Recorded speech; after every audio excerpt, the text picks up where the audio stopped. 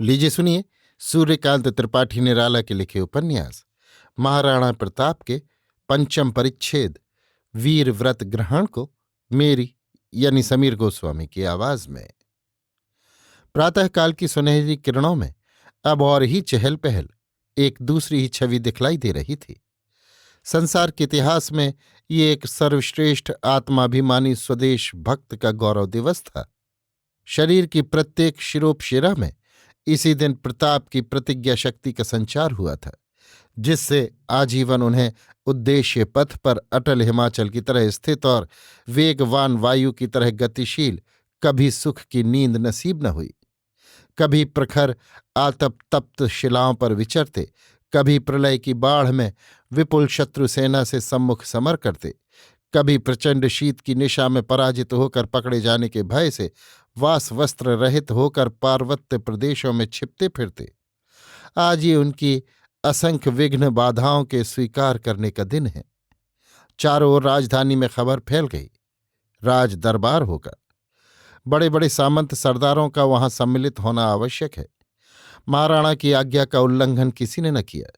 राज्य के प्रतिष्ठित प्रायः सभी सामंत सरदार वहां एकत्र हुए।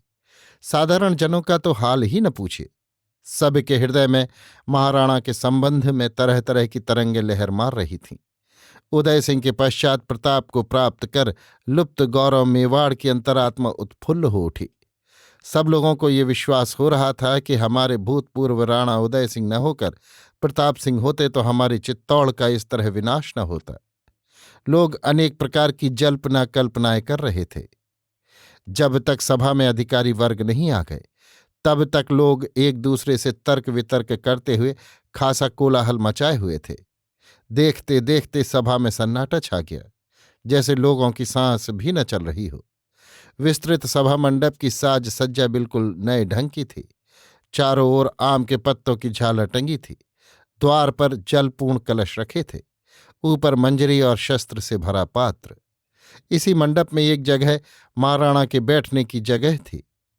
सब लोग गला बढ़ा बढ़ाकर महाराणा को देख रहे हैं कि इतनी देर हो गई, क्यों नहीं आए। एकाएक भेरी बज उठी। सिपाही कतार बांधकर खड़े हो गए। सलामी दगने लगी। लोग उत्सुकता से चंचल हो रहे थे। महाराणा मंडप के भीतर गए। संपूर्ण सभासदों ने उठकर महाराणा का स्वागत किया। वे धीरे धीरे अपने आसन पर जा बैठे। महाराणा के दोनों ओर उनके शरीर रक्षक सरदार राजपूत गर्व से गर्दन ऊंची किए खड़े हो गए। कुछ चुने हुए राजकर्मचारियों और सामंत सरदारों को ही महाराणा के बगल में बैठने का सौभाग्य मिला था। समय के आ जाने पर महाराणा बड़े धैर्य और गंभीरता से उठकर खड़े हो गए और सम्मिलित जनसमूह को लक्ष्य कर कहने लगे, भाइयों, आज एक विशेष उद्देश्य की सिद्धि के लिए मैंने तुम लोगों को यहां आने का कष्ट दिया है। मुझे पूर्ण विश्वास है कि इस कष्ट को तुम लोगों ने सहर्ष स्वीकार किया होगा। परिश्रम की सुकुमारता को अवश्य ही तुम लोग मुझे उपहार दे चुके होगे और मेरे उद्देश्य पथ पर आजीवन चलने के लिए निश्चय कर लिया होगा। मैं जानता हूं मेरे प्रति तुम्हारा ये प्रेमातिरेक है। ये कभी उस तरह की राजभक्ति नहीं जिसके हाथ हमेशा भय के कारण ही अंजलिबद्ध हुआ करते हैं, जिसका मस्तक केवल प्रहार के भय से नत हुआ करता है, जिसकी आज्ञाकारिता में स्वामी की कुटिल गति मिली रहती है, जिसे मालूम नहीं आत्मत्याग क्या है, जो नहीं जानता हृदय का आदान प्रदान किस प्रकार से हुआ करता है।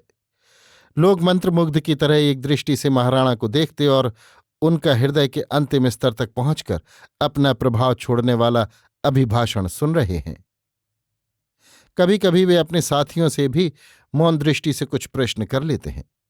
महाराणा कहते गए, आज मैंने तुम लोगों को जिस उद्देश्य की पूर्ति के लिए यहां बुलाया है, वो हिमालय से भी महान और समुद्र से भी गंभीर है, आकाश से भी अगम और अरण्य से भी गहन है। भाइयों, एक बार उस जाति की ओर आंख उठाकर देखो, उस जाति की ओर जो वेदों की अनादि व्याख्या की तरह अपनी उत्पत्ति को अनादिकाल प्रस्तुत बतलाती है। भगवान रामचंद्र को, भगवान कृष्णचंद्र को जन्म देने का गर्व करती है। देखो, आज कुछ ही शताब्दियों के अंदर कितना घोर परिवर्तन हो गया। उस जाति को आदर्श से भ्रष्ट, धर्म से पतित, सहानुभूति से बहिष्कृत, देश की हिताकांक्षा से विमुख और तुर्कों की सेवा में तत्पर होते देखकर क्या कभी कोई सच्चा स्वदेश भक्त एक क्षण के लिए भी स्थिर रह सकता है? कदापि नहीं, कदापि नहीं।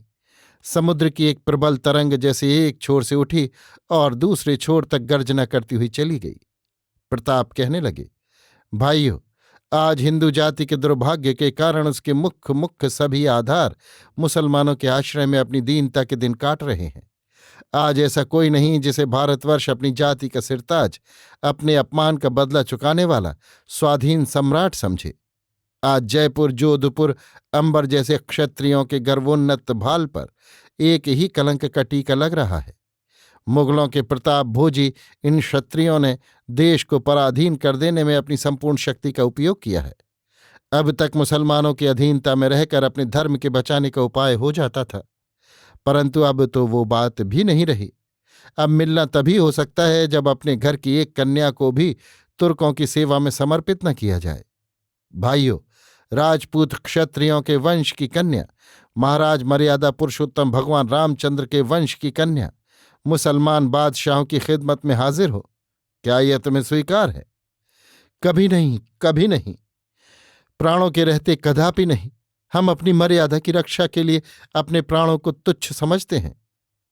महाराणा कहते गए, जिस प्रकार प्रलय की अग्नि चारों ओर से पार्वत्य प्रदेश को घेर कर जलती रहती है, आज उसी तरह हम चारों ओर से घिरे हुए हैं और तभी तक हमारा अस्तित्व है जब तक हम अपनी स्वतंत्रता के साथ अपनी जननी जन्मभूमि की गोद में सुख से विचरण करते हैं। हमारे देश के हतश्री महाराजाओं को हमारी ये स्वतंत्रता पसंद नहीं। वे अपनी तरह हमें भी गुलाम बना लेना चाहते हैं। ये मनुष्यों की प्रकृति है। भाइयों, तुम्हारे जैसे माता के गर्वीले लालों के रहते क्या मैं ये आशा करूं कि एक दिन मुझे भी तुर्कों की गुलामी के लिए साजो सामान से तैयार होकर जाना पड़ेगा? नहीं, कभी नहीं। एक भी राजपूत जब तक मेवाड़ की भूमि पर महाराणा की सेवा के लिए जीवित है, तब तक महाराणा का केशाग्र भी तुर्क स्पर्श नहीं कर सकते, कदापि नहीं स्पर्श कर सकते। हम फिर तुर्कों को अपनी चमकती हुई तलवारों का पानी दिखाएंगे। फिर मेवाड़ के वक्ष पर जौहर होगा। इस बार मेवाड़ का बच्चा बच्चा, मेवाड़ के 100 पुत्र माता के उद्धार के लिए बलि वेदी पर चढ़ जाएंगे। महाराणा की रक्षा के लिए अपने सर्वस्व का अर्पण कर देंगे, परंतु तुर्कों की अधीनता कदापि स्वीकृत नहीं होगी। एक मधुर दृष्टि उस विपुल जनसमूह पर फेर कर बड़े उत्साह से महाराणा कहने लगे, हमें अपने भाइयों पर, अपने सरदारों पर, अपने वीरों पर पूरा विश्वास है। हमें उन पर पूरा भरोसा है। हम जानते हैं कि चाहे हिमालय पृथ्वी के वक्ष पर चंचल हो जाए, चाहे सूर्य पूर्व से पश्चिम में उगे, चाहे विधाता की लिपि का खंडन हो जाए, परंतु मेरे वीरों की प्रतिज्ञा का भंग होना असंभव है। मेरे वीरों, मेरे सहायक मित्रों, मेरे भाइयों, मेवाड़ के लाड़ले बच्चों, यह प्रतिज्ञा तुम्हारे योग्य ही हुई है। अगणित बार प्राणों की आहुति देकर काल को भी तुमने परास्त कर दिया है। भाइयों, जिस कारण से तुम लोगों को मैंने यहां निमंत्रित किया है, वो कारण तुम्हें मैं अब सुनाता हूं। चित्तौड़ की विपत कथा तुम लोग अच्छी तरह जानते हो। मेवाड़ के पुत्रों, मातृभूमि चित्तौड़ के दुख के दिन तुम्हें न भूले होंगे। सरदार कृष्ण जी से उसकी करुण कहानी सुनकर जो निश्चय मैंने किया है, तुम्हें सुनाता हूं। आज की इस कथा को जीवन के उस मुहूर्त तक स्मरण रखना होगा जब तक चित्तौड़ के शत्रु से उसका पूरा प्रतिशोध न लिया जा सके। भाइयों, हमारी माता की आंखों से अविराम अश्रु प्रवाह जारी है। ऐसी दशा में हमें सुख भोग करना किसी तरह से भी शोभा नहीं देता, बल्कि ये हमारी दुर्बलता है, राजपूत जाति के लिए घोर कलंक है। सब लोग विस्मय से मुग्ध होकर एकटक महाराणा को देख रहे थे। महाराणा कहते गए, हमने निश्चय किया है कि जब तक चित्तौड़ की ये अवस्था दूर न होगी, हम उसे उसी दिव्य स्वरूप में न देख सकेंगे। तब तक उसके दुख में हम भी शोक चिन्ह धारण करेंगे। तब तक हमारा ब्रह्मचर्य व्रत रहेगा। हम किसी तरह का आनंद मंगल न मनाएंगे, नख और बाल न कटवाएंगे। सोने और चांदी के बर्तनों में हम अब तक भोजन करते आए हैं, परंतु अब से हम पत्तल पर भोजन किया करेंगे। महलों में हमें अब तक आनंद के ही साधन मिलते आए हैं और हम उनसे अपने उच्चतर कार्यों को भूलते गए। अब हम उन महलों का रहना भी छोड़ देंगे। राजवेश की भड़क और चकाचौंध से लोगों पर व्यर्थ प्रभाव डालने की धृष्टता न करेंगे। सब भाइयों की तरह मामूली पोशाक, साधारण रहन सहन के साथ कुटिया में जीवन बितावेंगे। लोगों पर जैसे वशीकरण मंत्र का प्रभाव पड़ रहा हो, जैसे स्वर्ग में भी इस दृष्टांत की लोग आशा न करते हो, जैसे देवताओं में भी इतना बड़ा चरित्र बल न हो, महर्षियों में भी इतना कठोर त्याग न हो, लोग गंभीर श्रद्धा की दृष्टि से उस महावीर महात्यागी की पवित्र वाणी को सुनने लगे। भाइयों, जब तक चित्तौड़ का उद्धार न होगा तब तक हम किसी प्रकार का उत्सव न करेंगे, कोई त्योहार न मनाएंगे। हमारे सामने जो नगाड़ा बजता हुआ जाता था, अब वो वैसे न बजेगा। अब हमारी सेना के पीछे बजा करेगा। महाराणा चुप हो गए। शास्त्रों व्याकुल कंठ महाराणा को धन्यवाद देने लगे। जनता के प्रतिनिधि की हैसियत से सरदार चंदावत उस मंच पर से उठकर खड़े हो गए और अपने मेघ गंभीर कंठ से कहने लगे, भाइयों, महाराणा ने हमारे दुख कष्टों को दूर करने के लिए जिस कठोर व्रत को ग्रहण किया है, हम इसके लिए अपने निश्चल हृदय से उन्हें धन्यवाद देते हैं और प्रतिज्ञा करते हैं कि जब तक हमारे शरीर में एक बिंदु भी उष्ण रक्त बहता रहेगा, हम महाराणा की आज्ञा का उल्लंघन नहीं करेंगे। हमारी जाति के यथार्थ हित चिंतक महाराणा की रक्षा के लिए हमें जो कुछ भी त्याग करना पड़े, हम सहर्ष से स्वीकार करेंगे। देश में जहां मर्यादा का पर्दाफाश होता है, जहां हमारी बहु बेटियों के सतीत्व की रक्षा का उपाय नहीं, जहां सदा ही हमें सशंक रहकर विचरना पड़ता है, वहां हमारे शत्रु हैं।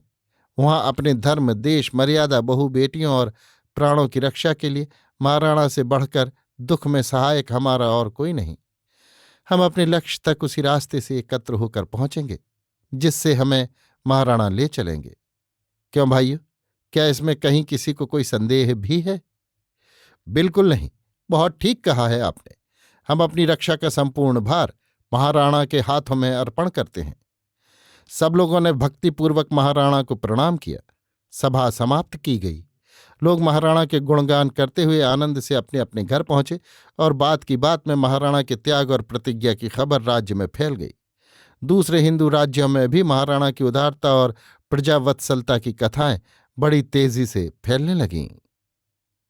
अभी आप सुन रहे थे सूर्यकांत त्रिपाठी निराला के लिखे उपन्यास महाराणा प्रताप के 5वें परिच्छेद वीर व्रत ग्रहण को मेरी यानी समीर गोस्वामी की आवाज में।